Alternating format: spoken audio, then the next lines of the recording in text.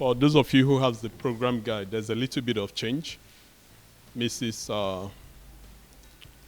Fatmata Barry is going to do the welcome address. After her, then we will have the first presenter, who happened to be me. Then when I'm done, we have a presenter who is going to be making a presentation about Yale. He's one of the US alumni. He's going to be talking about Yale. His name is Mr. Fati, Bakari Fati. And then immediately after him, we have our presenter, first presenter also. She's a lecturer, Ms. Sarah Ene, a lecturer at the Legacy University. We're also going to have a presentation from the Gambia Family Planning Association by Mr. Yaya Toure. And he's going to be talking about sexual and reproductive health and rights. While Ms. Sarah Aine, we talked about, is going to be talking about adolescent, youth, sexual and reproductive health. After these two persons, we will have another presenter from Mr. Alaji Jaju. He is the program manager at the National Youth Council, and he's going to be talking about community organizing activity. Immediately after him, we have another presenter who is going to be joining us soon, Mr. Ndika Kalu Ndika. He's the assistant program coordinator and lecturer at the SOS. Meanwhile, how many of you are here that is from SOS? How many of you are from SOS? Okay. You're social work students. Okay. Can we see those who are from Kotu Senior Secondary? Okay, thank you all for coming. What about YEs? YEs. Okay. Those from Bakote Senior Secondary School. Today is your graduation, but some of you came. Can we give a round of applause for them? Okay, thank you. And Nigeria International School, do we have anybody from there? What about Teens Church, the teenagers? Okay, thank you all for coming. And we have other people from outside. Now we will have a presenter. Someone is going to make a presentation, or someone, Miss Esther Clayton. She's from the Women in Need. And she's going to be talking about young people as an agent of transformation and change in society. We have Mrs. Matilda Johnson. She's the National Director. She's the Director General from the National Library Service. I believe she's going to join us very soon. She's going to be making a presentation on barriers to young people's civic engagement. Then we have a short break with refreshment. Immediately after that, we have the Gambia Police Child Protection Unit, Mr. Lami F. Sise. He's right here with us. Can we give a hand of applause for him? He's going to be talking about laws against perpetrators of gender-based violence and the support that are available for victims. The last speaker, not the least, supposed to be a representative from the American Embassy, but as we all know, Thursday was the American Independence, and they've been a whole lot, they've been so much engaged. But one of the alumni, one of the US alumni is going to be talking about this. She's going to join us soon, who will make a presentation on method of preventing gender-based violence. So by 2:26, we expect to leave here. I want to say a very big thank you to you guys again for coming. And please, let's make the whole workshop to be interactive. Write down your questions so that you can ask questions to the panelists when it's time for question and answer. This is a young people event. Let's make it interactive. Let's share ideas and try to learn something from here. Thank you all again. Thank you. Good morning to each and everyone, and warm welcome to you. My name is Amina Toubari. I'm an admin and volunteer with Unique Foundation The Gambia. I'm also an youth and child activist. I'm a little bit sorry for my English. I'm from a French country, so I'm still learning English. So, on behalf of the organizer Unique Foundation, we want to thank you, all of you, for being here with us today. So make yourself comfortable and learn from all these resource persons that will be talking to you this morning. We hope you will have a lot of lunch today. Thank you once again. So our objectives are aligned to the Sustainable Development Goals, the SDGs, which was initiated by the United Nations from 2016. The goals focus on the 17 SDGs.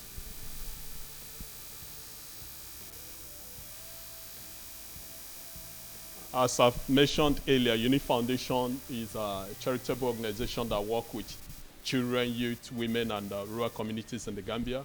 We focus on the right to good health, qualitative education, creating awareness on environmental hygiene and social issues. Our vision is to see a world where all children will have access to a home and quality education, individuals in poverty empowered to create opportunities for themselves and others. Our mission is to provide services to the needy and at-risk children to empower women and youth with income-generating skills, especially those in the rural communities, to break loose from the cycle of poverty.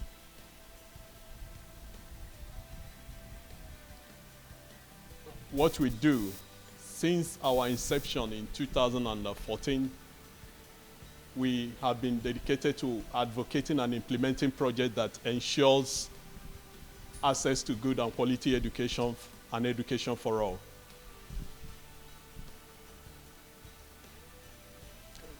We continue to increase awareness on the importance of education and ensuring that students remain in school until graduation through our dropout prevention campaign in secondary schools. These are just some of the workshops that we've done in the past. You can see this, Stay in School, My Education, My Future.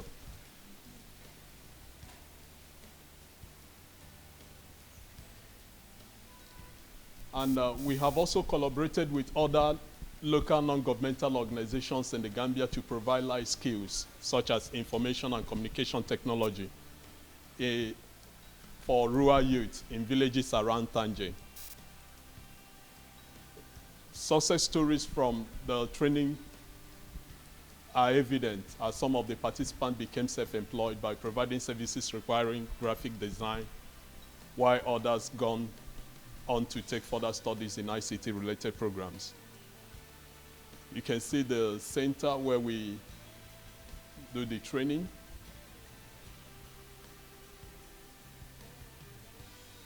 Now, our current ongoing project is an after-school support program for children and young people, where we do after-school support classes. You can see some of the things we do at the center. We offer free remedial classes for children, providing children and young people access to free learning materials and ensuring that they complete basic and secondary education.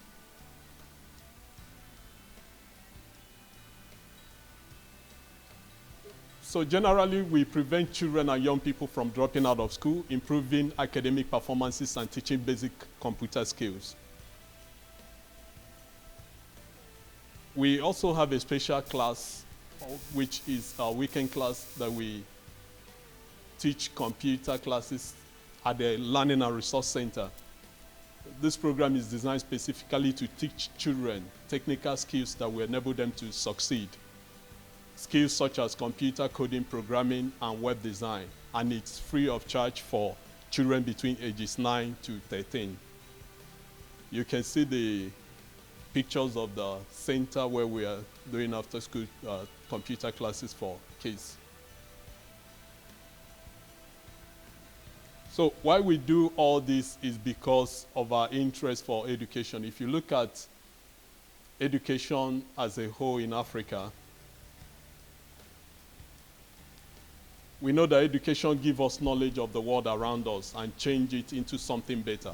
It helps us to build opinion and have point of view on things in life. We understand that education makes us capable of interpreting things.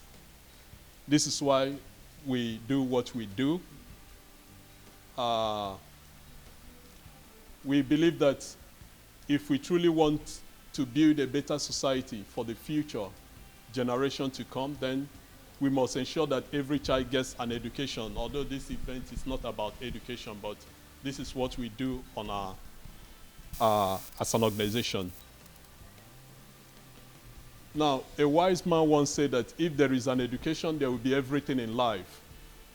He said government can make roads, hospitals, also construct school buildings, but your home can brighten up if your children are educated. And in his conclusion, he said he's confident that if we focus on education, our society will develop.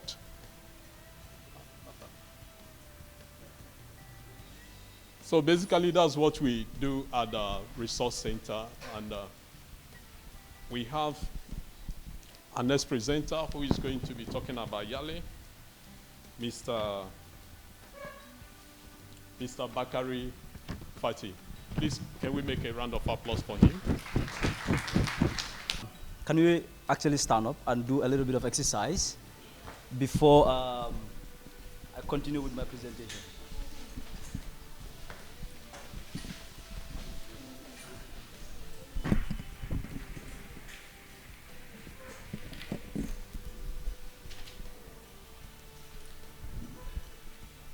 Do you have any game? No? Do you have any game to see? Yeah, no, it's okay. Okay. Can we stretch our hands?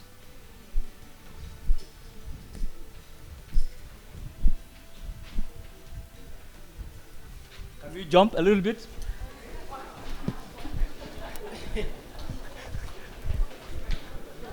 All right, that's fine. Thank you so much. I wish we have a music. That would have been better. Anyways, how many of you actually know about the yearly program among these participants? How many of you? Only one. Really? That is ridiculous. And how many of you want to know about the yearly program? Almost all of you. All right, that's a good start. Then you are in the right place. My name is Bakari Fati. I am a 2017 Mandela Washington Fellow alumni.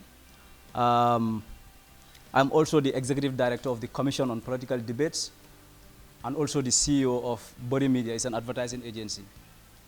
I don't know whether you know about the last year, if you've been following the political trail of the Gambia, there was some debates that were organized at both Kairaba Beach Hotel and that of Atlantic Hotel. So the Commission on Political Debates that I'm actually head organized that debate. We organized the first presidential debates, we organized the first National Assembly debates, and last year the mayoral debates. And 2021, surely we will also be organizing the presidential debate among the candidates. So basically my discussion will be centered on, not on my company or my organization, but on the yearly program, because I'm a beneficiary of the yearly program, one of the components of the yearly program, that is the Mandela Washington Fellowship Program. So in 2017, I was selected among a couple of Gambians to participate in the 2017 Mandela Washington Fellowship Program in the United States. And I have had a lot of experience in relation to community work especially, and I think based on Mr. Solomon's presentation, the theme of this program or this seminar focuses on social work or community work at large. So I would like to share a little bit of my own community work experience and also try to connect it to the Yali learners and Yali servers. I think basically those are the two themes that are actually reflecting on my presentation. So before 2017, I was actually participating in a lot of civic activities in the country. I work with the National Youth Parliament as an admin secretary. And then the famous or the infamous, some would say, radio program that I was actually having at Capital FM, a block, just a couple of blocks away. This program actually made me somehow famous in the country because what I usually do is I invite politicians, whether be it National Assembly members, be it mayoral candidates, be it presidential candidates, be it National Assembly members, to actually talk about issues that they're actually doing in their communities. And this, because before that program, the culture of having a politician coming to a radio program or at a platform where they will be questioned, interrogated, was a kind of a taboo in the country here. So, but we break that taboo. And because of that program, we are having one at Capital FM and also another one at West Coast Radio called the Civic Engagement Hour program. So we've had a couple of politicians, activists, community leaders, to discuss about some of the social issues, community work, and also some of the challenges that they're actually facing in terms of the work that they do. So because of that program, the program went to an extent that the proprietor of the radio program was afraid, because knowing exactly the climate of fear in the country by that time, everyone was kind of afraid of getting too much into politics. So when they realized that the trend that we were actually taking was kind of risky in terms of their operations, so they ordered the program to be stopped. And then I had to resort to another one called the People's Platform. I have, I think, a couple of videos on YouTube. If you have time, you can check them. And then the first program was actually done here with Lawyer Ousainou Darboe, one of the opposition party leaders in the country. So Watson Gambia published the story, and then I also get a little bit of fame from that. But beside all that, I also write a couple of articles on politics and law on the Standard newspaper, as a columnist. So these are the things that we're actually involved in terms of community work.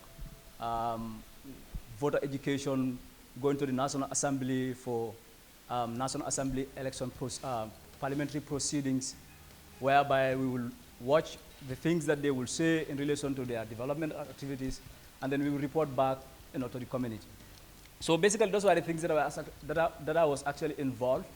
And then when the Yali program was announced, I applied and I got selected because of these activities that I've just highlighted. So involving yourself in community work, sometimes you will say that, well, there are no monetary benefits, but these are some of the things that you might get at the end of the day. You will get exposure, number one. Number two, also, when such kind of opportunities come, you will get the opportunity to also participate and represent your country. So when it was announced, I applied, and I never thought that I was actually going to be selected. But when I presented my case before the selection committee, they were convinced enough, and then I was selected. So I went to the US, I participated in the program, amazing program. I met with a lot of politicians, a lot of non-governmental organization leaders, business and entrepreneurs. Because if you look at the Yali program as a whole, which I will actually get to in detail later, you will realize that there are different components. You have the Yali, which was actually is a program, it's an initiative launched by Barack Obama in 2010, the former president of the United States of America. And then the intention is to help young African leaders who are actually doing amazingly well in their communities, to help them, give them this opportunity to go to the United States, share some kind of ideas with the US, bring best practices, learn best practices from other young African leaders who will be with you in the United States of America, to come back to your community and then share some of these best practices. So when Obama launched this thing in 2010. In 2014, the program that I benefited from was also incorporated into the YALI program. That's the Mandela Washington Fellowship Program. And I think 700 people were actually selected from all over Africa. The following year, they increased the number to 1,000, and then that went on until the year that was 2017, until 2017. And after 2017, the following year, 2018, they cut the number to 700 because by then Obama already left office. So the State Department was trying to narrow the program down so that they can actually look into, factor into the financial constraint also that they have been facing in relation to the government. So if you look at the YALI program as a whole, you have the Mandela Washington program there. You also have the RLC. The RLC is for the regional programs, and then the regional programs are also divided into different regions. Like you have Ghana, a center in Ghana, you have a center in Nigeria, you have a center in Dakar, which is specifically for the Francophone and the Lusophone countries. Those are the people that speak French and that of Portuguese. Ghana, Nigeria, and South Africa, those ones, you have certain centers there that are specifically for Anglophone countries. So if you speak English and you're interested in participating in the RLC, that's the Regional Leadership Program of the YALI program, you can apply to these ones, countries that actually speak that host the Anglophone aspect of the YALI program. There are a lot of benefits when it comes to the YALI program. If you look at it from the broader perspective, you realize that it is not only it will not only give you an opportunity for you to showcase the work that you do back home, but also you will get to learn other skills that you are not been privy to understand in detail or to know at large from other fellows or from other institutions or individuals who will be interacting with you during the course of your program. So besides that, you look at the issue of the YALI servers and the YALI learners, which is also part of the activities of the YALI program. Because if you look at the Mandela Washington Fellowship, you have the RLC, you have the YALI network. So under the networking part of the YALI, that's where you have these YALI learners and then the YALI servers. And then the servers actually talks about community work, like basically what some of you are doing and myself in terms of my field. You will realize that you are actually urged to organize community activities. Some would say, well, involving myself in community activity A or B wouldn't actually yield any monetary benefits to me. But the purpose is not that. The purpose of you involving into community works is basically to help see an improvement in your community. Because I believe if all of us want to involve in some way in our communities because of monetary benefits, at the end of the day, perhaps we might not see certain development, especially when it comes to civic rights, which anyone that has to do with, or any company that has to do with corporation or money, they don't actually focus on. So it is you and I who are involved in civic awareness, who are involved in non-monetary aspect of community work, who create awareness in those areas. If you look at the program that I was actually doing at Capital FM, you will realize that before, in the country, people don't actually know, people would say that they vote for certain individual because they are from the same tribe. They vote for some certain individual because they are friends. They vote for certain individuals because they are from the same geographical location, for instance. Without knowing exactly, it is important for you to scrutinize an individual or a candidate before you vote for the individual. What does that individual have when it comes to policies, when it comes to programs, when it comes to the agenda of the individual? So basically, this issue of civic awareness, this issue of community work is geared towards creating awareness within your community and also try to see how best with other stakeholders, like for instance the government, other non-governmental organizations, and even the corporations that are bent on making profits on people, to see how best you can work together to make sure that you bring about the change that is needed. So just to give you a little bit benefit of some of the importance of the Mandela Washington Fellowship Program. Before I actually returned from the Mandela Washington Fellowship Program, I didn't have the basic idea or the basic skills to come up with an organization like the Commission on Political Debates. Now, it is when I returned from the Mandela Washington Fellowship Program, I said, holy shit, I think I have actually discovered a lot from this program, and it is time for me to use all the programs, the skills that I have been using on Capital FM and the newspaper to actually create something bigger, where all these politicians that I have been inviting on radio to come at a platform like the debates that we've been organizing, to tell Gambians exactly what they want to do if they are elected into office.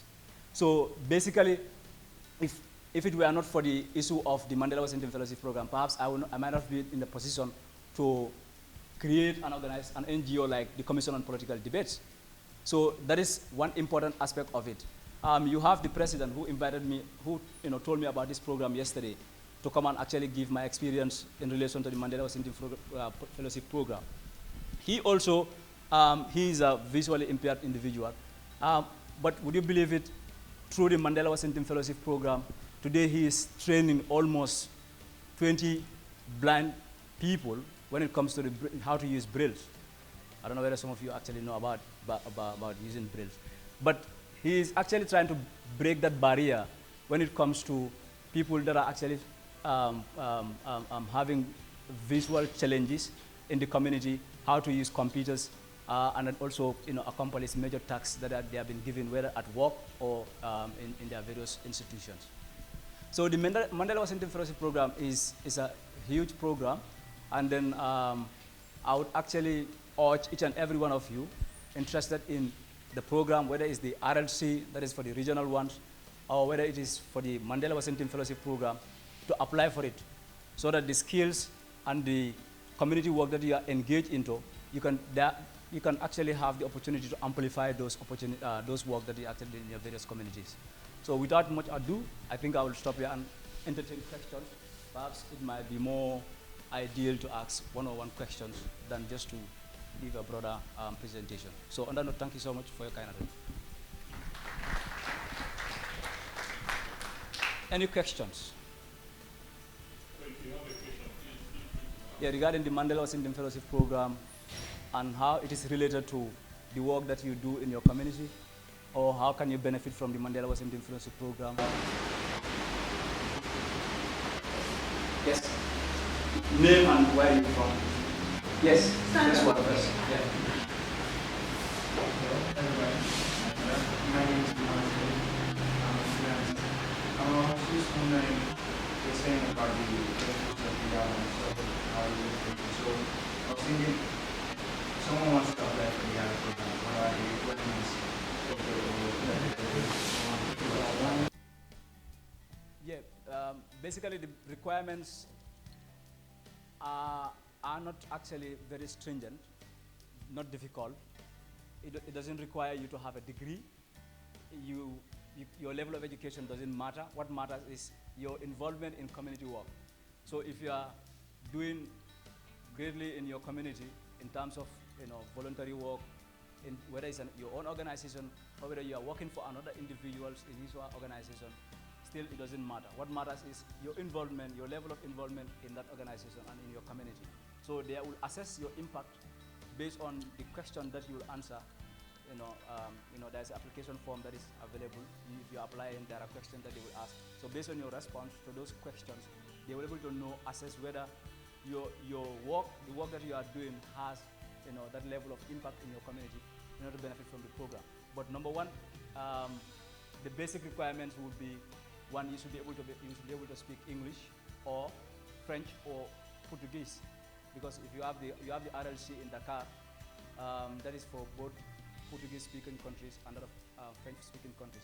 So Ghana, Nigeria, and other countries that are Anglophone actually focus on the Anglophone aspect of it. So if you are within the age of 18 to 35, ideally, you can be able to benefit from it. But still, there is an exception to that general rule. Because I've seen, like, for instance, last year, Kemo, I'm sure some of you know Kemo Bojang. He is the counselor, the youth counselor at KMC. He applied. The time he was applying, he didn't actually meet the age requirement, but he was selected. When he told me about it, I said, don't mind about the age. In fact, don't mention about the issue of the age. Just go and put your case across. And that's what he did, and then he was selected. So age doesn't matter. Even you are below the required age, still now, if you are doing well in your community, there's a possibility that you can be selected. Yeah. My name is Maria Bupati, a student from Polish University. I want to ask whether this year program is happening in the like how is it happening in Senegal?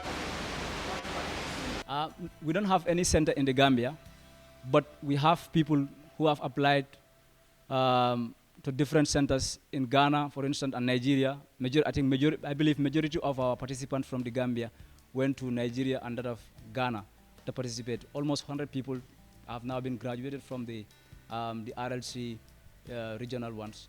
So, to your point, there is no center in the Gambia for training, but if you are interested in participating, you can apply to Ghana, through Ghana, and that of Nigeria. Yes? Yeah, there's an online form. So normally, currently there's a cohort that is in Nigeria, I believe, and they should be coming back. They will spend 3 months there. I think now they're in their 2nd month, so the 3rd month will. So after that, I think 2 months interval, and another application will be launched. So if you want to know more about it, just go to Google and type Yali Regional. Then you will have much idea about regarding the procedure for the application. Yeah. So we're only going to take one more question, and then we have to. Yes. Assalamu alaikum. My name is Kamtal, a student from Kutubu University. The question is like, are you going to like finance yourself or are you going to sponsor you to like travel abroad? Yeah, okay. Whether it's Mandela Washington Fellowship Program or whether it's the RLC, it's fully funded by the US State Department, and they are working with USAID and also IREX. These are the partners that are actually working in. So regarding your ticket, both going and coming, your accommodation, and then per diem as well. Thank you so much. Let's put our hands together for Mr. Babukar Fati. That has been a very... Sorry, my name is Rodel. Let me introduce myself. I work with Unique Foundation, and I am the communication officer there. And I'll be anchoring the program today so we can move faster. And if you have any questions, maybe you can just pen it down and give it to the person directly, because we're only going to be taking 3 questions each for every speaker. Are we together? And you're young people, you need to smile and stop looking frown. You all look beautiful, by the way. And Babukar, thank you so much. The Yali is very interesting because as I was sitting there, I was actually grinning from what he's saying. One thing I got there is that you need to participate in your community. One thing I know is development is not going to come from the government. In your community, you have to do the little things you can do. You have to go around and find out the little effort that you can put in. That is where you get to the point of development. You can start by yourselves. You don't need to wait for the government. You don't need to wait for an organization to come and meet you and tell you to do something. As young people, it is important. This is where you stay. It's your community. It should be a place where you respect. You want to see it develop. So this is like a challenge for each and every one of us, for us to come up with ideas and to better our environment. Are we together? All right. So we're going to the next person now. She's going to be talking about adolescent and the youth sexual and reproductive health. That is Ms. Sarah. And she's a lecturer at the Legacy University. Can we put our hands together while she comes? Okay, my name is Sarah Ene. I'm actually a physiologist lecturing at Legacy University. And this morning, we are going to be... Okay, I'm not audible. This morning, we are going to be considering the topic, sexual and reproductive health. Actually, I was told to talk about sexual and reproductive health. There was no specification on adolescent, but we're going to be looking at adolescents this morning, okay? Adolescent, sexual and reproductive health. We're going to start by defining what health is. Health is, according to WHO, World Health Organization, is actually a state of complete physical, emotional, and social well-being, not necessarily without with the absence of a disease or infirmity, okay?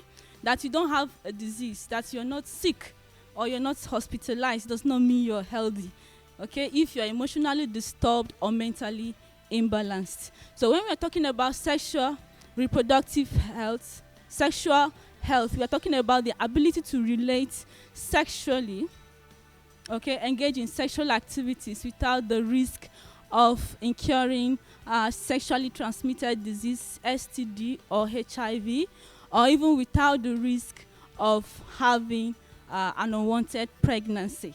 Now, when you talk about reproductive health, you are talking about your ability to engage in reproductive processes, that is, be able to reproduce offspring from generation to generation without in a state of complete physical, mental, and social well-being, without the risk of having any of these STDs or even losing your child. Okay, so you talk about child survivability, growth, and development. Most often than not, when you talk about health, sexual and reproductive health, the focus is mostly on women. Okay, the focus is mostly on women. Although the point before then says reproductive health is not just limited to mothers, that are pregnant or breastfeeding, or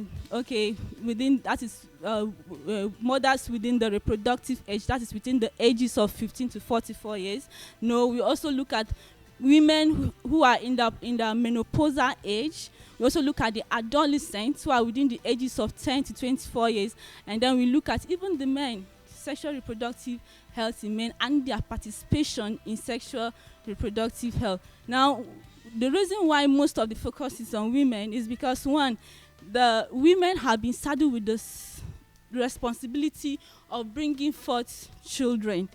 Most of the risk in sexual reproduction, most of the risk and the activities, the procedures, lies mostly on the women. Her reproductive system has been structured in such a way that she can carry out that function.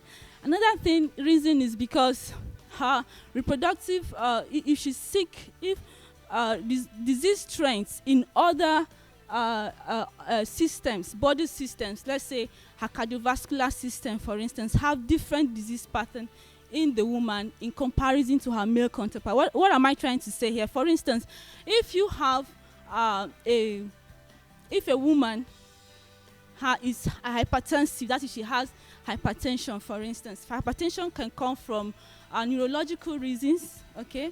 That is from her nervous system. It could be as a result of from nephrological causes, that is from causes of kidney problem.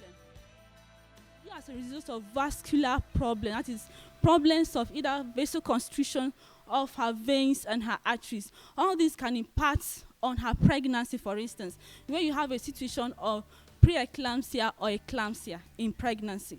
So you find out that reproductive health tend to focus more on the women because of this. Another reason is because of the fact that she's a woman, and so she's prone to a lot of social diseases like female genital mutilation, female genital mutilations. Example, you have the female circumcision that is carried out in a lot of communities in Africa. Where I come from in Nigeria, I'm from the south of Nigeria.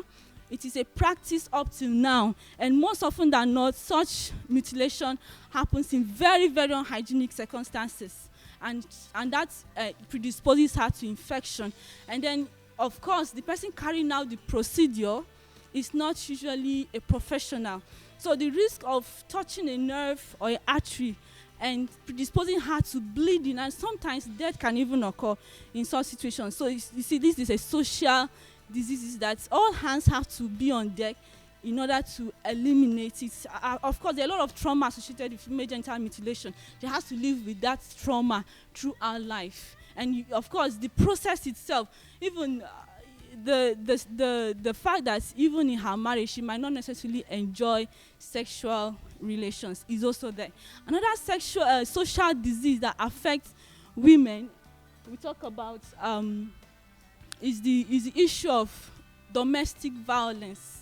Okay, just because she's a woman, when a man comes back from home, he's been traumatized or somebody just annoyed him in his workplace, the next thing he wants to do is to, transfer the aggression on the woman in the home. So she's prone to sexual abuse. And if you look at even the mates, when you talk about the mates, you have the male and the female. The female mates tend to suffer more of the physical abuse, the emotional abuse, than her male counterparts.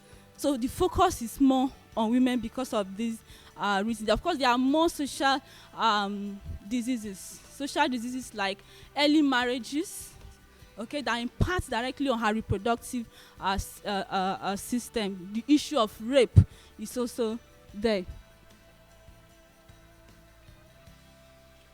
So reproductive health is actually an integrated package. It is made up of many components, and you cannot pick up one in isolation.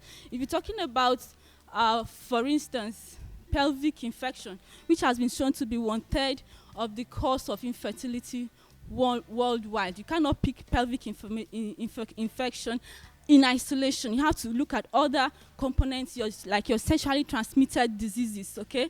You have to treat it as a whole, because one disease can predispose to even pelvic infection, which is usually very difficult to treat if that is the case, if that is the main cause of such infertility. And of course, if you don't just look at STD, you look at the process for taking delivery, the process for taking delivery to ensure that the woman does not go down with infection. You have to look at that aspect. You have to look at the type of family planning she's actually using. You have to look at that aspect. So you see that sexual reproductive health is an all-encompassing stuff. Then we are going to be talking about. I'm going to skip a lot of things, so I can go straight to why we are here. The adolescent sexual and reproductive health. Who is an adolescent?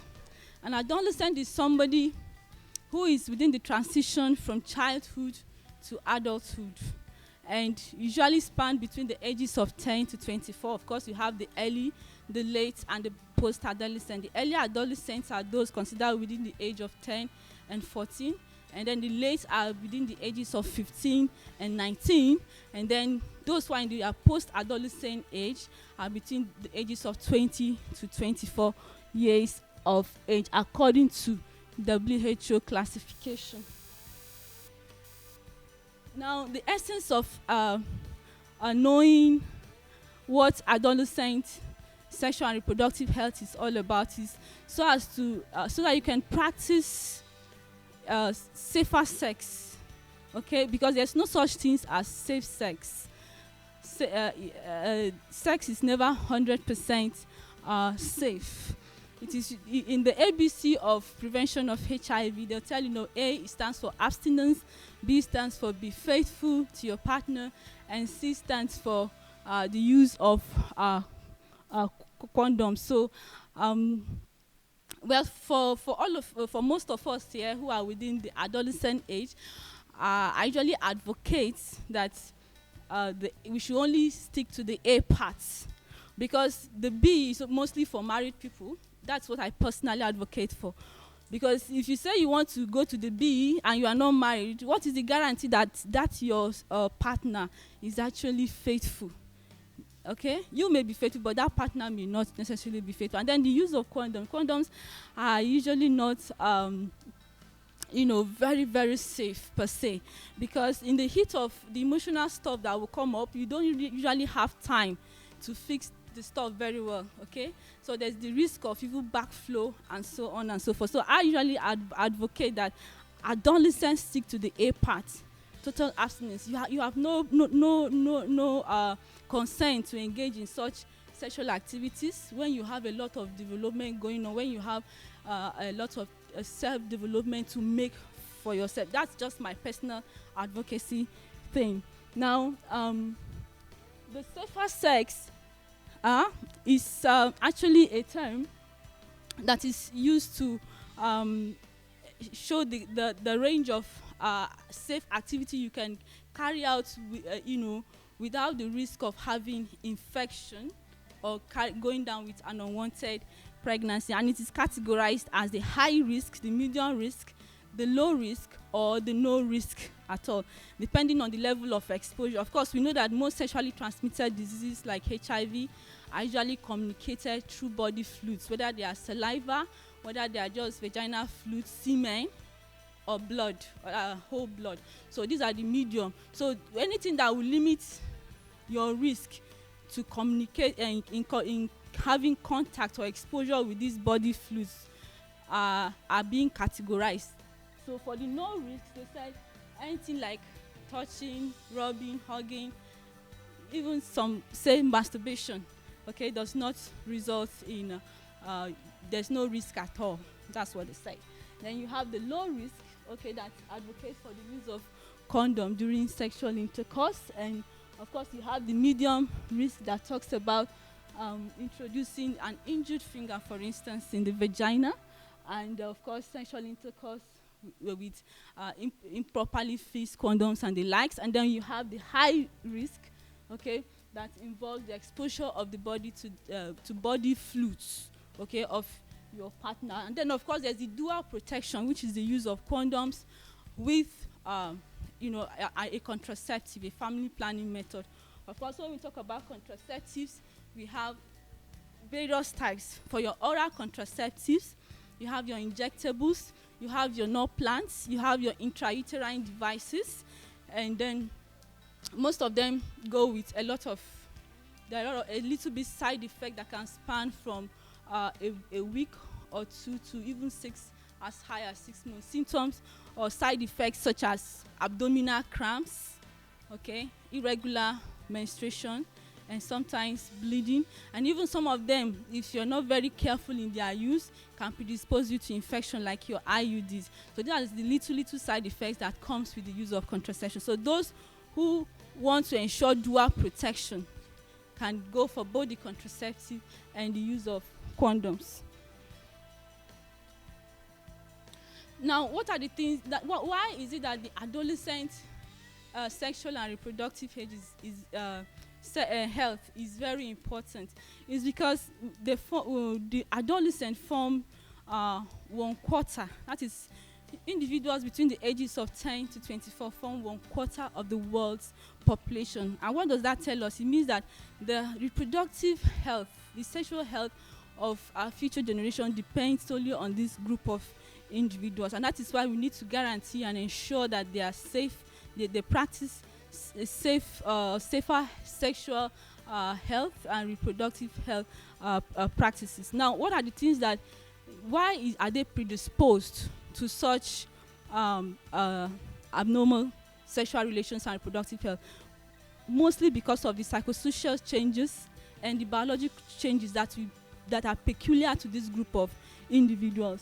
Now, as childhood, they tend to be what? Concrete. Children are usually concrete thinkers, in that they are straightforward in their thinking, they are literal, okay?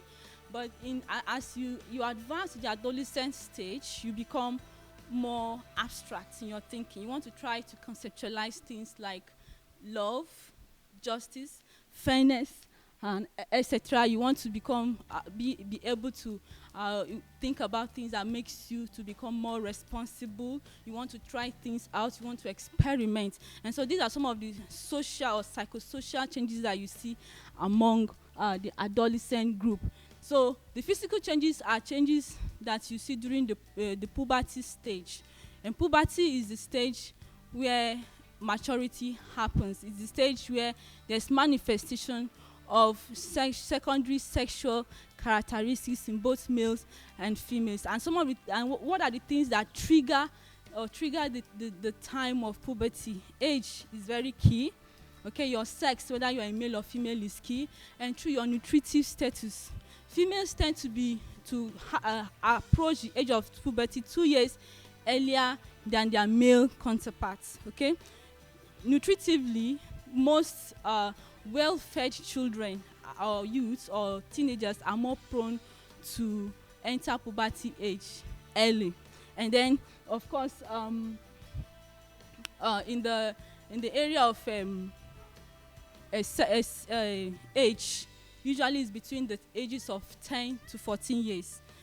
Especially for females, you have 12, and then for the male, you have they enter puberty at 14 years. So what are the physical changes you usually see in a female? You see that she becomes, of course, what triggers the sexual secondary characteristics are the advent of hormones in the body. For the male, you have the testosterone, and for the female, you have the estrogen. Okay, so what they do is that they increase metabolic activity, they increase activity of glandular cells in the body. So you find that the sebaceous gland, for instance, become hyperactive. There's excessive secretion of sebum, so they tend to have oily skin. Okay, then you have the growth, hair growth in pubic areas, in the axilla. Okay, and then you have broadened weight, especially around the gluteal region. The females tend to be more shapy at such time. They tend to, because of the activity of the sweat glands, they perspire more, and sometimes they can even produce body odor. And of course, the voice deepens. The laryngeal muscles are adjusted at this point to become, a little bit sharper, and then menstruation starts in the female at this point. This is called the first menarche. Of course, in males, the changes that occur is that the skin, of course, become oily. So you see more pimples, hair growth in the pubic region and in the axilla, and then of course there's also muscle enlargements because of increased deposition of protein in the muscles. The chest becomes more broadened, the voice cracks and becomes coarse, and then of course there's enlargement of the penis and the testicles. Okay, and of course wet dreams can occur during such times. You can have indiscriminate erection from time to time. Ejaculation can even occur even when you are sleeping. That's what we call wet dream. Social and emotional changes during puberty. Okay, some of these changes is that you want to start thinking independently. They want to stay in a very secluded area because, in fact, they are mostly clouded in a world of their own. They don't want mommy and daddy to know what is happening to them. They tend to depend more on their friends for advice. And then they are more concerned about their body look, their image, how they look, and they want to dress in such a way as to attract the opposite sex. They begin to have sexual feelings and even want to experiment on things like sex and drugs. Of course, they become very argumentative and aggressive. They want to attack values because they have emerging values of their own that most times conflicts with the values of their society and other adults in the community. So they tend to be more aggressive. Okay, they want to challenge, and that can actually lead to conflict, friction between authority and the youth. Adolescents are especially at risk of developing reproductive health issues because they are usually uninformed and impulsive. Okay, they are usually not exposed to the dangers of indulging in bad sexual habits. Then we are going to look at the reproductive health rights in adolescents and young people. Okay, in summary, we want to talk about your right to information. You have a right to be informed about what is happening in your body, to be counseled about what to do about it. Okay, and in case you want to engage in family planning procedure, you have a right to be informed on the various family planning methods, their uses, their side effects. You have a right to have access to these reproductive health services, okay, free of charge. And the government is doing a lot to make it very much accessible to the people at the ground root level through the system, the primary health care system. Okay, so that is about sexual reproductive adolescent sexual reproductive health. Thank you very much.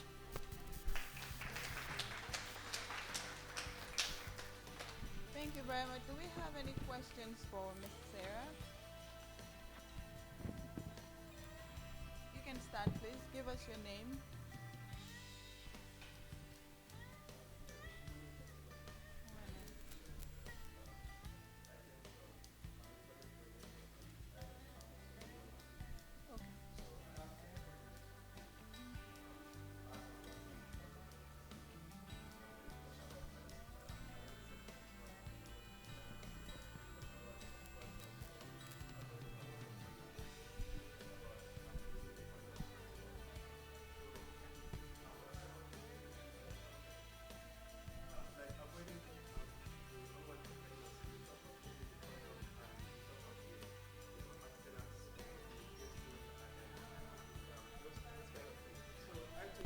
What we should be talking about in this gathering concerning the avoidance of this avoiding of these unwanted pregnancies and then avoiding the sexual transmitted diseases is, it is not about, I think, when you look at that aspect, traditionally or morally, it is something that that is spiritual, okay? It is spiritual.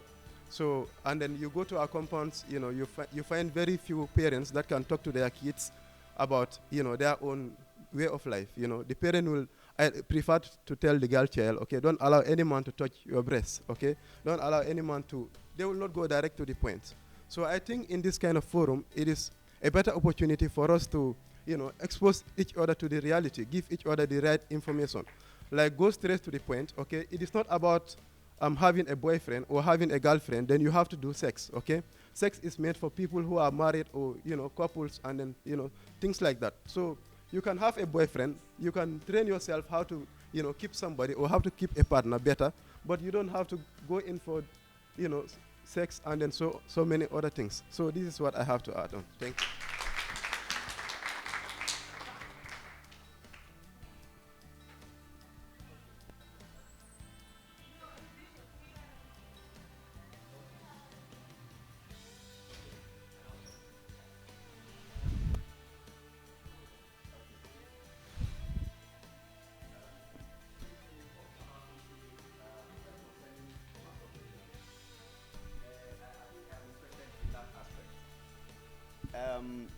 You see, the truth is that most youths, because they want to abstain, they find it more comfortable to engage themselves in masturbation.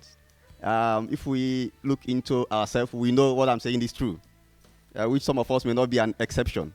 So I would like to know the turn on and turn off of masturbation in our lives. And is there any way to stop it? Does it help the nerves? I want to know more about masturbation. Thank you.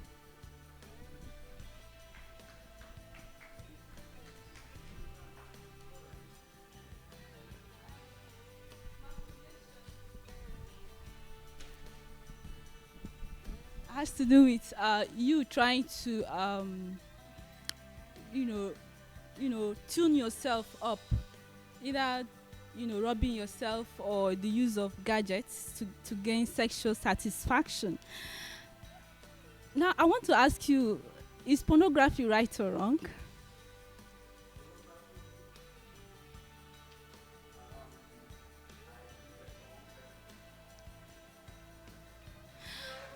Okay, in order not to waste our time, yes, pornography, just like masturbation, is addictive, just like drug addiction, the use of substances. They are addictive, they are social menaces masturbation is one of them. The moment you're addicted to it, you just can't get out of it, and anytime that it comes on you, the urge comes on you, you want to get satisfaction, and it's so damaging that it damages relationships, marriages. You no longer feel satisfied with your partner anymore because you're already a masturbate addict.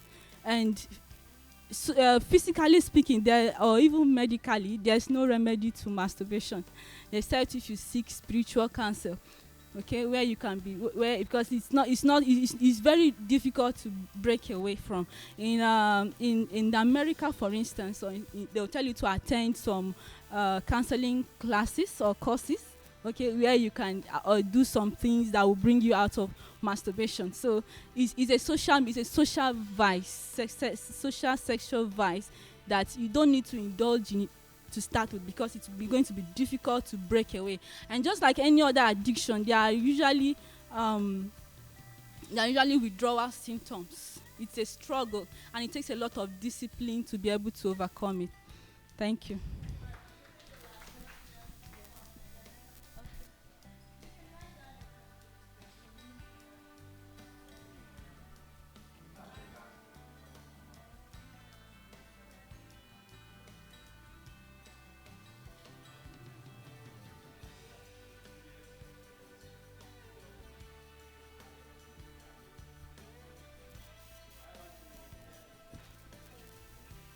Sorry, come again. I didn't get you.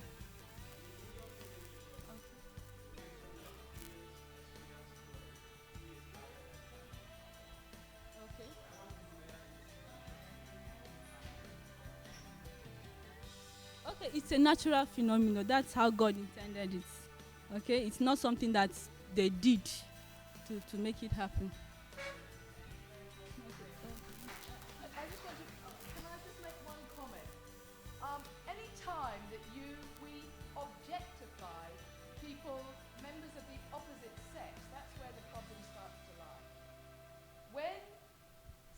About us and somebody in front of us, it's a different thing than when you start fantasizing and making somebody to be something they're not. That's what porn does. That's what, even when you're masturbating, you're thinking of something that's not in front of you, if you understand me.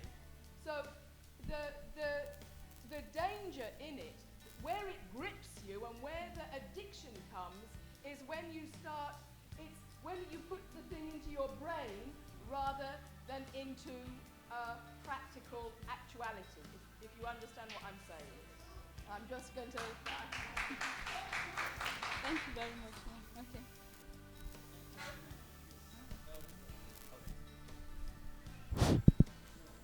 All right, good day all. Please, I just want to add to what she has said all.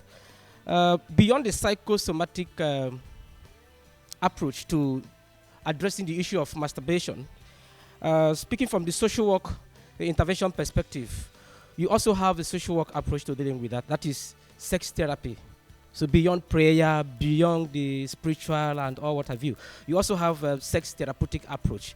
Masturbation is a function of wrong sexual orientation. That is what leads to wrong sexual practices. So there are people professionally trained to provide support to those going through that challenge. Thank you.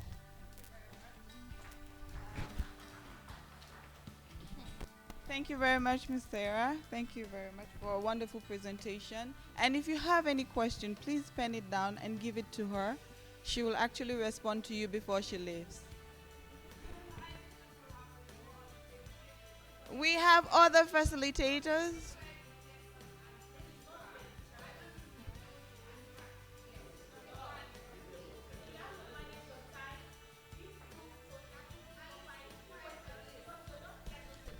Yes. We have actually exhausted.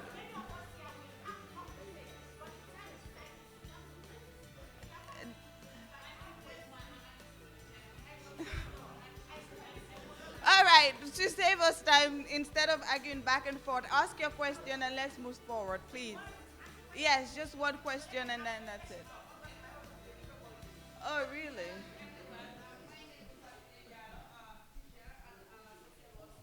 Okay.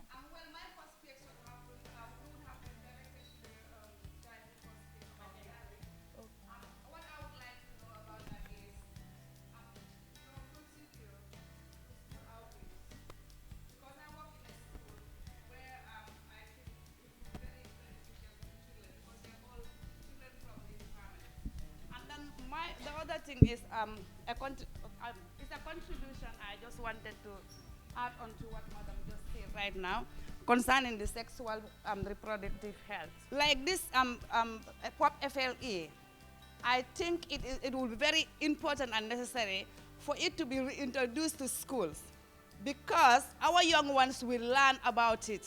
No matter what, they will learn about it. If we teach them at school, they might have the right knowledge of it. But if we don't, because most of our parents here cannot face their children and talk about sex. So the school, I think, would be the best place for the children to learn about it. If we don't teach them at the school, they would learn it through the internet, they will learn it through peers, and they must learn it, they will learn it the wrong way.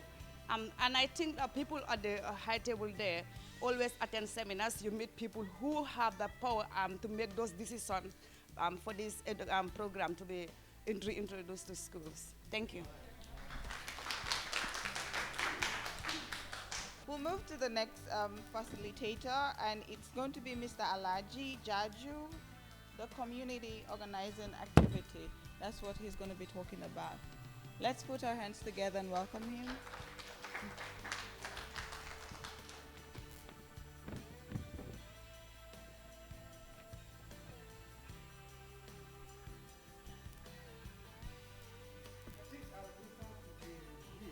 Okay, thank you. I'm not doing a PowerPoint. I'm not doing a PowerPoint presentation. I just want to have a discussion. I'm asked to discuss on community service. Let me first begin. My name is Alaji Jaju, the program manager at the Gambia National Youth Council. I think when I was approached, I was pretty very much interested in the topic in terms of community service. This is something I have actively done perhaps for the past close to 25 or more years. I've been actively engaged in community service. When I say 25 or more, one would ask, how old are you? I am very old, so don't even ask how old I am. Let me draw down one lesson. If you want to be a politician in this country in the long run, you are young, start community service. The first thing we ask for when you come out and want to be a politician is, what has he done? I don't want to be a politician, and I will not be. But if you want to be a politician, start providing community service. That's the first thing we'll ask. Do you know him? No. Do you know his father? No. But he has been a very active member, providing help in the society. And that is your trademark. That is what you are known for, that you have been providing service. Community now feels the obligation to say, we have to pay him back. He has been very supportive, let's pay him back. It can win you votes tomorrow. It's not for me, because I wouldn't be a politician. But if you want to be a politician, start providing some community service if you're living in your immediate community. Now, how do we start community events? What do you need to put together if you want to organize community service or community events? One, you need to look at the feasibility of what you want to do. Is it feasible? The meeting you want to organize or the community service you want to do, is it feasible in your community? At the time you want to do, is the timing even right for you to organize such an activity? You want to do a cleansing exercise, or you want to clean the gutters to provide drainage. One complaint usually I have against KMC is you want to clean the drainages. You wait till the rainy season and you want to clean the drainage in the rainy season. This should have been done prior, in the dry season. Clean the drainage, move all the sand out. But what do? You do it in the rainy season. You clean the drainage, put the sand on the street. During the rainy season, the sand goes back into the drainage. Have you cleaned? You've not cleaned. So the timing of the activity is quite important. You need to do the activity at the right time. You don't do the activity at the wrong time. And how is it feasible? What do you need? What does your community need in the first place? If you are perhaps from North Bank, I'm not from North Bank. We know there is a lot of either deforestation or whatsoever around that end. What do we do to bring back the green in that area. Let's go do some planting of trees. Then let's make sure they are watered. If you are from KMC or you are from the Josuang, from that Talending end, you know what happens during the rainy season? Floods. Can we organize ourselves during the dry season and ensure that we are able to support the community that such do not happen? So where you live, your immediate environment will definitely determine what kind of activity that you need to do to be able to contribute to society, how feasible it is, and what time do you have to organize. Again, you need to know what tools do you need to even organize the event in the first place. What tools do you need to organize the event? Or what tools do you need to organize the community service? And where do you get them? You need to know some of these things. And once you're able to plan yourself in terms of what tools you need and where to even get some of these tools, you begin to go out there to ensure they are all available. Have your checklist. Is this available? 1, 2. No, it's not available. Where do we get it? Ensure before the day, whatever tools you need are available. You want to do a cleansing exercise. It's obvious you want to clean the environment, but your safety as an individual is paramount. Do you have mask? Do you have gloves? Do you have a spade or a shovel? You don't need to use your hands and perhaps put your own life or your own safety at risk. So these are all things that you need to factor when you're organizing a community activity. Now, when you want to have a venue, what venue are you looking at? How suitable is the venue? You want to have a venue for 300 people, you want to go to a small hall, is it feasible? No, you know quite obvious that perhaps this kind of a venue will be small for 300. It's rainy season. Do you go outdoor or do you go indoor? You know the risk of going outdoor during the rainy season, and you want to have a 5-hour activity. It's obvious if you want to go outdoor, there's a tendency, there's a risk that before the event even starts, rain pours on you. So again, you need to look at your venue. This is quite important. Then when organizing some of these activities, it's important you look at the venue that you're looking at there. Who is your target? Are you targeting the school? If you're targeting the school, you know very well, Monday to Friday are school working days. The students' contact hours at the school is quite important.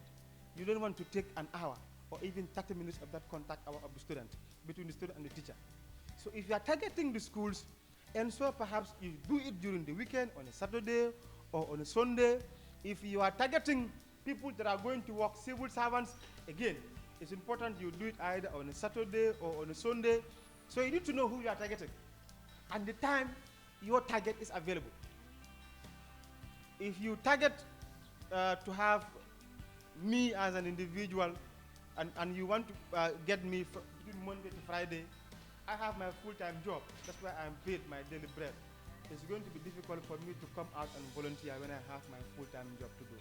So the best time I can volunteer or provide community service is perhaps during the weekend when I know my full-time job is not affected. So during the weekend, I'm quite very much available to provide some of these services. So your target audience is quite important. And what time are they available? You need to know some of these things for you to be able to really successfully organize a community event. If you are targeting the politician, for them to come and take part in an activity, it's important you get them numbers. For them, usually we say they don't believe in God. They only believe in numbers. So if you're targeting the politician, get them the numbers, they'll come out. Because that's the only thing they believe in, numbers. Because they want the votes. So the only thing that counts in votes is numbers. So you want numbers. If you're targeting them, make sure you get them numbers. If you get them numbers, they'll come out. So it's important you know who you are targeting. Your target audience in terms of organizing community events is important. Again, if you are in a society that is very much, I would call it polarized, we know we are Gambian, you have these issues of tribe or these issues of ethnicity, you need to factor some of these things. We went to Basse to organize community events in URR. Our target was to sensitize 4 communities only. And the people in URR said, no, you cannot target 4. In URR, you have the Fula, you have the Sarahule, you have the Mandinka. You target 4, what do? Another community gets more than the others. So what you do, you either target 3 or you target 6 to ensure they are all equal. And the other side is not offended by the fact that you've targeted the other ethnicity more. So these are things that are very petty. For me, it's not important, but for the people out there, these things are important. And it's important when you are organizing events, you factor. If you have two groups, you have a camp here that supports this politician, you have another camp that supports another politician, be careful when you're organizing community activities, how you tread in between the two parties, that one party or the other does not feel offended in terms of the, whatever service you are providing, that they think you are more inclined to support the other than actually supporting them. Now, who are your partners? Apart from your audience, you need to have partnership. Sometimes you cannot do it all yourself. You want to organize a cleansing event in KMC, it's obvious perhaps you need KMC to support you in terms of providing you materials or even providing a truck. It doesn't make sense after cleaning and then the garbage is left here. It makes no sense. It's like cleaning my house and dating a neighbor's house. That's not what you call cleaning. So perhaps you need some partnership. Who do you partner with that has what you don't have? And those institutions or individuals are able to provide that, and you are able to get it, and you are able to support or provide the service that you need. So these checklists or these points are quite important if you want to organize a community service, that you are able to take note of them, that you need some of these things, and ensure that once you are providing the service or the community service to the fullest, that society appreciates what you are doing, but instead society does not see what you are doing as a menace or in fact, after all, in fact, a complete distraction or a complete waste of resources in terms of what you are doing. So ensure some of these checklists are noted. You have provided benefit to society. As I said, it provides a lot of benefits to you. What are these? One, life skills. It provides some satisfaction for you. When you go out there and clean, me as an individual, it provides me some great satisfaction that I have gone to the hospital and I have provided service. I go home, psychologically I am fulfilled, that I have contributed my part. I don't know if that's the same way you feel, but that's how I feel when I go out there and provide service or render service to community. Psychologically, I think I am fulfilled, that I have done a part in society. Socially, it provides an interaction. Apart from the psychological fulfillment, socially it provides that interaction between you and society. Society begins to appreciate you. Society begins to see what actually you've been able to do in society, or what actual contributions that you are making. But again, cognitively, it provides you life skills in terms of being able to organize events, in terms of even your negotiation skills, being able to go to KMC and even negotiate and even get what you want, or going out there to talk to even partners and they appreciate what you are doing and they're able to even come and join you in your events. These are all interpersonal skills that you hardly learn in the classroom, but these are things that you learn outside of the classroom. So at the end of the day, society is fulfilled in terms of the service that you have provided for them, but you as an individual is also fulfilled. Because one, you have learned life skills that hardly you would have learned anywhere else, but you have learned in your image, you have learned providing the skills. Society appreciates you, and psychologically, as an individual, or me as an individual, psychologically, I think I have done my part and fulfilled. There are a few people I can remember helping some 10, 15 years ago. Today, I meet them in the street, I don't even know them. And they stop you. Do you remember me? No, I cannot remember. Can you remember 10 years ago when Bakote flooded? You guys helped us out and took us to a center for 10 days, gave us breakfast, lunch, and dinner. I'm like, I can remember the event, but I can't remember your face. And they appreciate you for the rest of life, that you've been able to impact in their lives, even if it is for the day. You don't take it to be sort of, what do I call it? You don't take it to be too much. But for the person that is provided the service, he or she remembers you for the rest of life, that you have impacted positively in their lives. You take it to be normal, but for them, someone else should have done it, and the guy did not do. But you have taken the initiative to do it. They appreciate you for the rest of life. And you never know where you will meet them, or where you will need them. and they're able to provide the service. If they're able to do one, they will perhaps do 10 on that day, remembering what you have done for them 10 years ago. The guy I met on the street that stopped me and said I helped him 15 years ago. If I am in need, I am sure if he is to do one, if he is able, he will do 25. Remembering that I have done good for him 25 or 15 years ago. I have forgotten, but he has not forgotten what I have done for him or her 25 years ago. So be very much active in terms of providing service to the community. Your friends will always caricature. It's a waste of time. You know, you are just wasting your time. You are aimless or whatsoever. Those are the kind of tags we get when we started service to our community. But today, we are happy that all what we have got, I keep saying it. For me, all what I have learned, or all what I can do today, is because of the community service I've been providing. I learned a lot in the Red Cross, in terms of even report writing, writing a proposal. I can remember writing a proposal even before grade 12. Which school syllabus is teaching us how to do a project proposal? There's no school syllabus that teaches you how to do a proposal.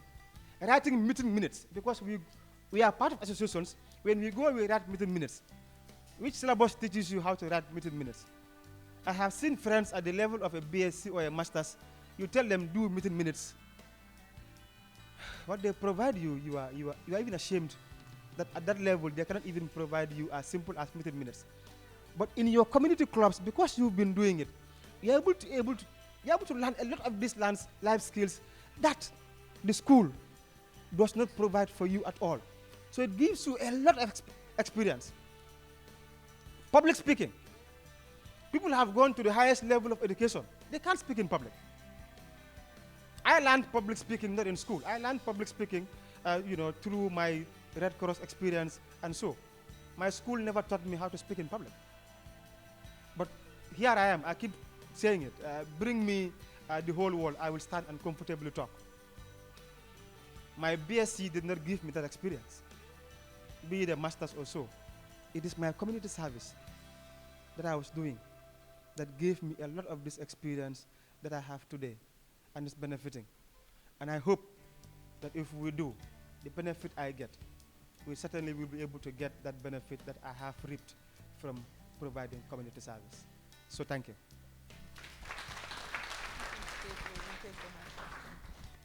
Let them not have a louder voice than us.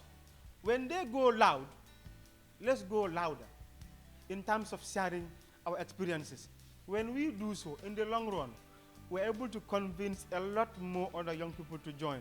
And to be honest, a lot more young people are joining community service. You go out there and call for cleansing exercise, a lot of young people are coming out. You go to your school clubs, be it the Red Cross or be it your Scout, you have a lot of young people that are joining these school clubs.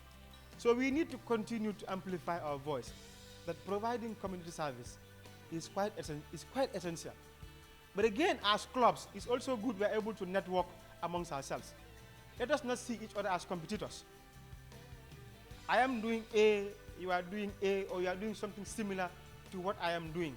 How can we come together and pull our strengths together, and we're able to reach out to more and even impact on more lives? So it's essential that we don't even compete amongst ourselves. We might be doing something similar. We might be in the same environment. Let us not compete. Let us see it just as a synergy. Let us synergize our efforts and network, and we're able to even reach further. I have a club of 10. You have a club of 10. If we begin to compete, instead of providing service, we are fighting amongst ourselves. Let us see each other as just complementing each other's efforts. You have 10, I have 10. When you bring 10 and 10 together, it's 20.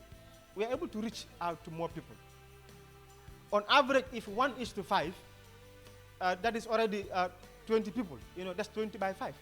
You have a ripple effect rather than competing amongst ourselves. So it's good we are able to network. We share experiences. I have A, you have B.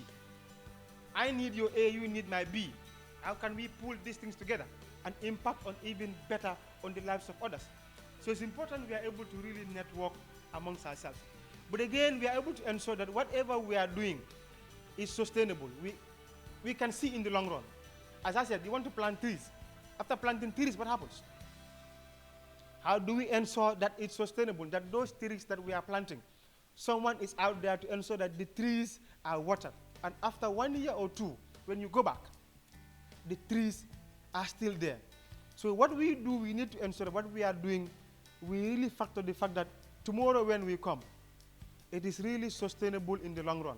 Not just do it for today, but we should be able to really feel the impact a year or two later, that when we come, whatever we have done for society, we are able to see the impact in the long run. You go out there and do some drainage work for your community in the dry season, so that during the rainy season there are no floods. In the rainy season, perhaps you did it in January. In July, there's a rainy season, and the community did not flood. The following year also, or even in the third year, it didn't. So there has been sustainability in terms of what you have done, because you've done it to this year. But for the next 5 or so years, your community does not even flood or does not even experience some of those negative implications of climate change. So it's important we are able to network amongst ourselves, but also ensure that whatever we are doing, we factor the fact that it should be here for the next 5 or 10 years, but we are not doing it just for today. And tomorrow when we come back, what we have done, the impact can't be seen anywhere. So it's important we factor some of these things. Thank you. Thank you very much. We're only taking one more question, and then that's it. Your name and where you're from.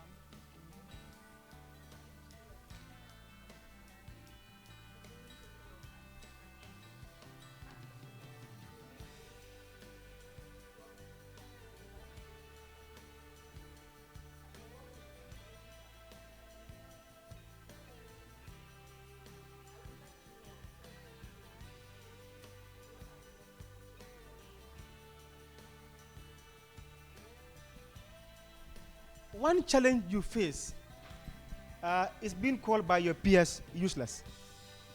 That's the biggest challenge you face. Your peers pointing at you as useless. When they are going to play football, or when they are going to gamble, or when they are going to the beach to party, you are out there cleaning. You know, they label you, either call you, boys, we know what they call bald head, either call you a bald head or whatsoever. So there is some stigma attached to it, that, you know, when they are looking for money, you are providing free service. So these are some of the challenges you face. You go out, you know, to clean in society. When you are cleaning, only to see someone coming out of his or her compound and just littering the streets. When you are busy out here cleaning, or you are cleaning the street, someone is in a vehicle and throws a can outside of the window. So these are challenges that you face. But one way you overcome these challenges is being determined. That I am not second. Believe in what you are doing. Once you believe in what you are doing, there is no amount of stigma or castigation that stops you from continuing. So see the impact you do to society in the long run. Whatever people say negative whatsoever of you, you are able to continue. Because for you, what you see is the greater good of society. The greater good of society sort of inspires you to continue and continue doing more, because that is what you want. So whatever stigma that you come with, or whatever stigma labels against you, the problem is, the issue is, you are able to continue. You go to a community, you want to do some cleansing, you even ask them for a wheelbarrow when they have a wheelbarrow at home, and they say no. And actually, you're going to clean their own community. They have a spade, you ask them for a spade, they say no. So these are all challenges that you face, that when you are on this side, the rest of mankind is on the other side. But just be determined that what you want to do is for the greater good. They may not appreciate it, but you appreciate what you are doing as an individual. Believe that what you are doing is important for you and for them in the long run. And certainly they will support. But you will have some part of society that will never, ever appreciate what you are doing. But again, have one thing at the back of your mind, that I am not doing it to be told thank you. If you're doing it to be told thank you, at some point you will run away, because society will never tell you thank you. And be rest assured, any day you make a mistake in the community service you are doing, you are in trouble.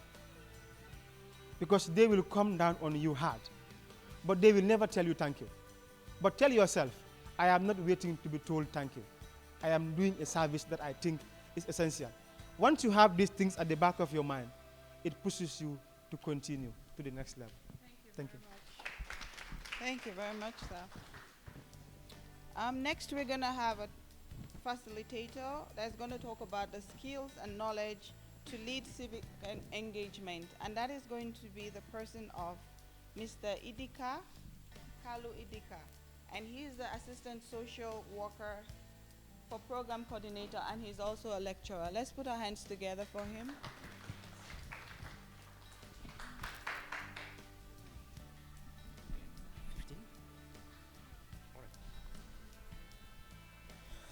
Good day, everyone.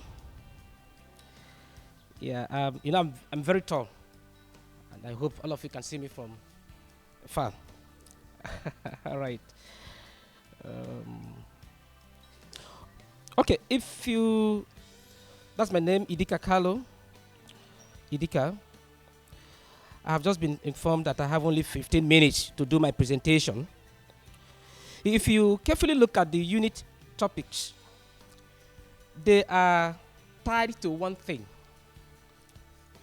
critical to recreating the social value system, achieving a safer society, achieving a very healthy society, and active society. Much has been said about community service that was in the presentation given by Mr. Alaji. I will be taking you on the skills and the knowledge to lead civic engagement. I want to draw our attention to something. What is civic engagement? What is civic engagement? Many a times we sit in our little corner criticizing the government. No, they are not getting it right. The president should have done this. XYZ should have done that. And so on and so forth. Forgetting that we are part of the system. The government belongs to you and every other person resident within the territorial jurisdiction of the country. It's not just for few persons. Now I understand. If you talk about the global body politic, the most effective, being the strongest form of power, is political power. If you look at the wielders of every other form of power, they are all subservient to the wielders of political power. And you cannot possibly effect the change you desire if you are not involved. There is a process. There must be active participation. There must be active involvement. That is the only possible way you can effect the desired change. It doesn't come through our criticisms. It doesn't come when you are not there. Civic engagement, whatever form of engagement, focusing on addressing issues of public concern. That is what it is. Now the critical question to address here is, how do I improve the livelihood of my people? How do I improve the quality of life in my community? We all know that a whole lot of things are not working in Africa, generally, right? Then how do we correct it? How do we improve all these things? It only comes through involvement. It only comes through involvement. The destiny of a country, any human society, the destiny of such society that does not promote civic engagement is always in the hands of the few. And who are those few? Those are the politicians. Those are the leaders.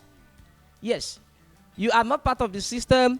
You do not participate in the process, forgetting that it is these same people that initiate policies. It is these same people that initiate policies, formulate policies on issues affecting you and every other person within the community. Don't you now see the reason that you should actively participate in the process? There is a question I always ask students. Like most of you here, how many of you are registered card-carrying members of political parties in the Gambia? Can I see your hands?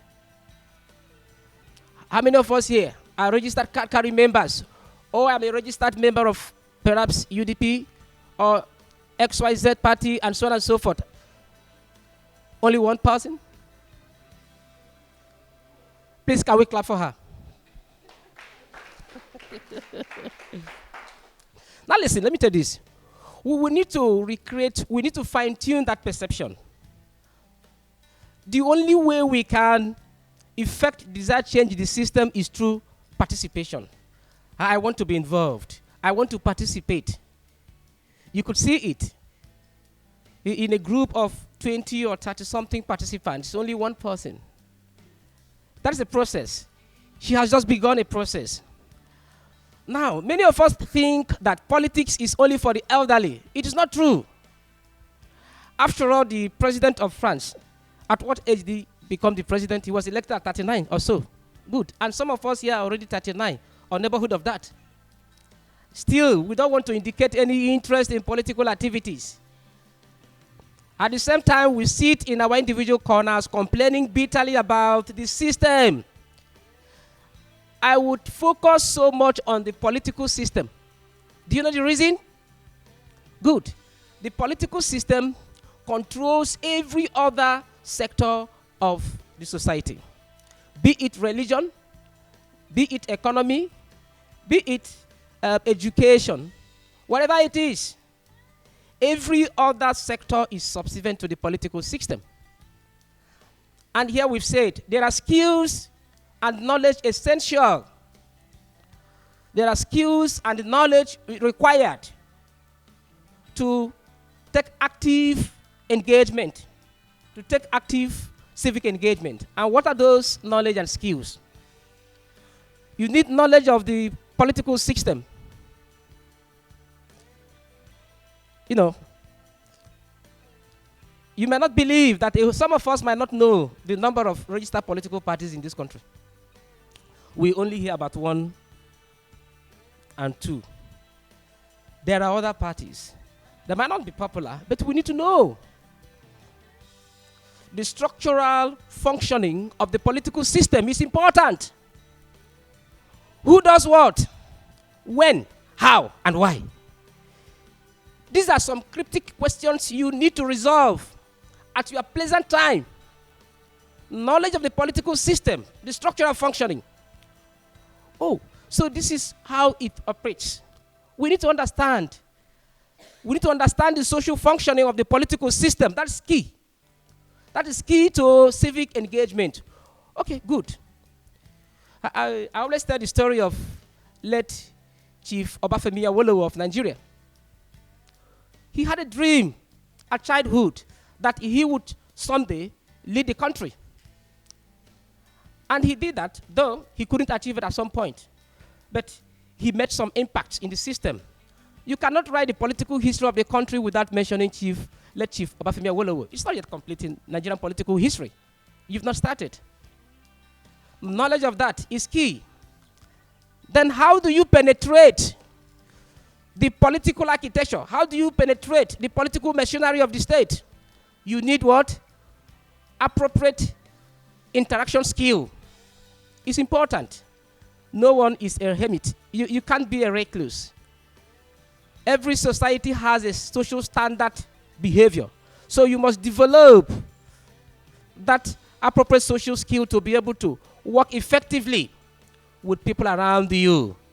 If you do not have the appropriate social skill, the relationship skill, you cannot work with anyone. You need knowledge of that, but there is something that will help you achieve that. That is the skill. If you don't have knowledge of this structural functioning of the political system, you are going nowhere. That is where it starts.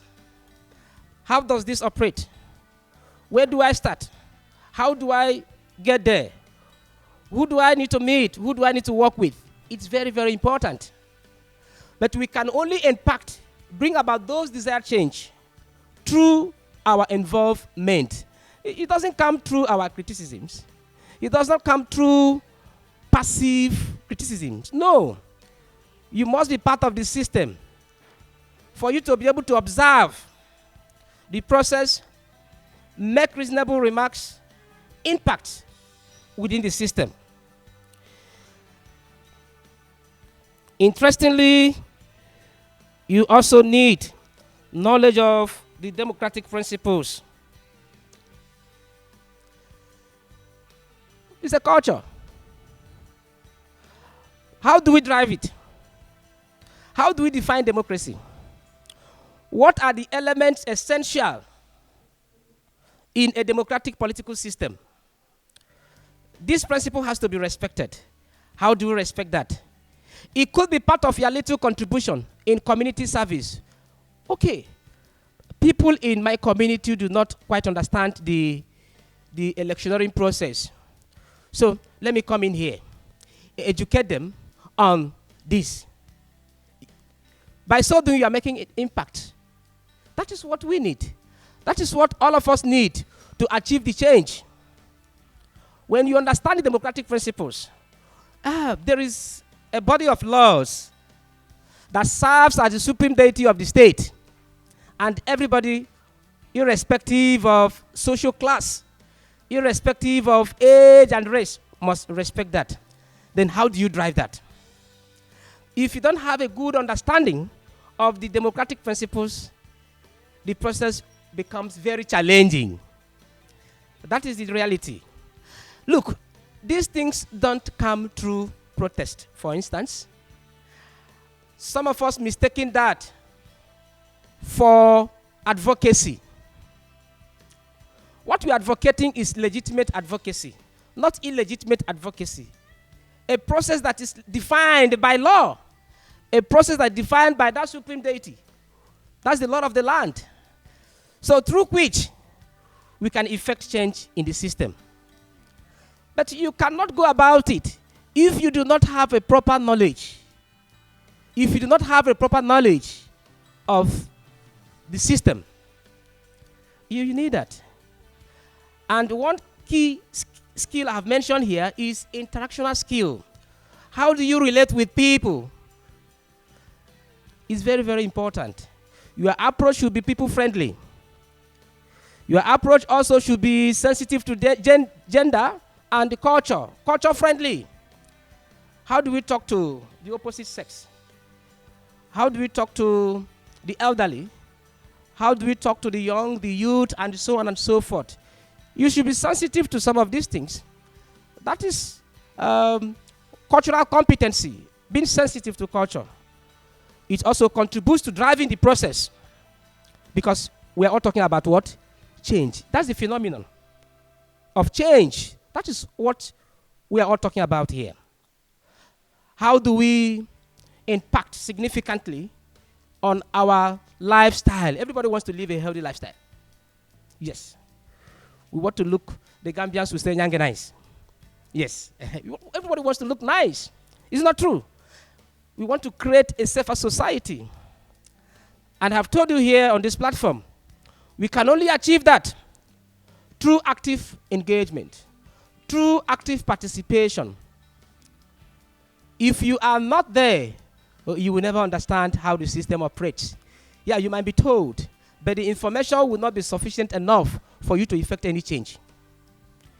Some time ago, a student of mine came telling me that, yes, he won an election. I think it's councillorship or so. I said, good. I had to commend him. I said, you've just begun the race. And that's a young boy. I think he should be in his late 20s or so. That's a good one. So as a councillor, so from there, he progresses to something much bigger, probably until maybe someday he will become the president of the state or something else. I don't know. But you have to be involved. You have to be involved. I don't want to choose a political parties for anyone, but if you want to effect a change in the system, you have to be involved in the process. You have the right to identify yourself with any political groups. I'm emphasizing on politics because it is the what? It is the mother. It is the parent body of every other unit of the society. Religion, economy, and what have you, security. Interestingly, you also need to understand your rights and responsibilities. It's unfortunate a lot of advocates or activists, so to say, have they have blown this concept of right into proportion. Yes, many times they talk about right. Nobody mentions responsibilities. The concept of responsibility goes alongside right. Someone's right is invariably another person's responsibility. Someone's responsibility is invariably someone's what? Right. I want us to understand it in that direction. Not focusing on right. Sometimes you ask a child to do this for me. You say, do you realize you are abusing my right? You are violating my right as a child. Who taught you that? But one activist mentioned that at a gathering there was a forum we had somewhere and so forth and so forth. Well, that's by the way anyway. So it's important. Another interesting skill you need to achieve some of these things is engagement skill. Engagement. An essential element of engagement skill is communication. Being able to speak the language that the people understand. It's not about Wolof. It's not just about Mandinka or any other language of your choice. No. Your sensitivity to the plight of the people. Understanding their situation, their present situations. Understand what exactly they need. Even in community development or community work, you do your community profiling as part of assessment to be able to identify what the people need. Otherwise, you will get it wrong completely. And once you get it wrong, of course, you know the impact.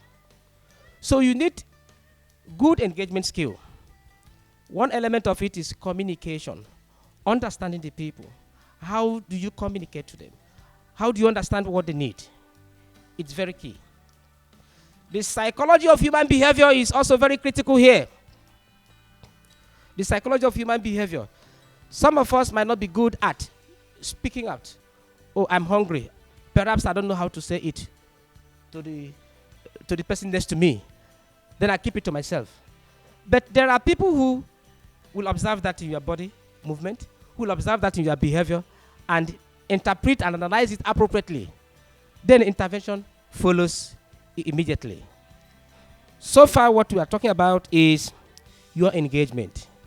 Now you go back and ask yourself these questions. 1, how do I improve the quality of life in my community? Are you happy about the current condition of life in your community?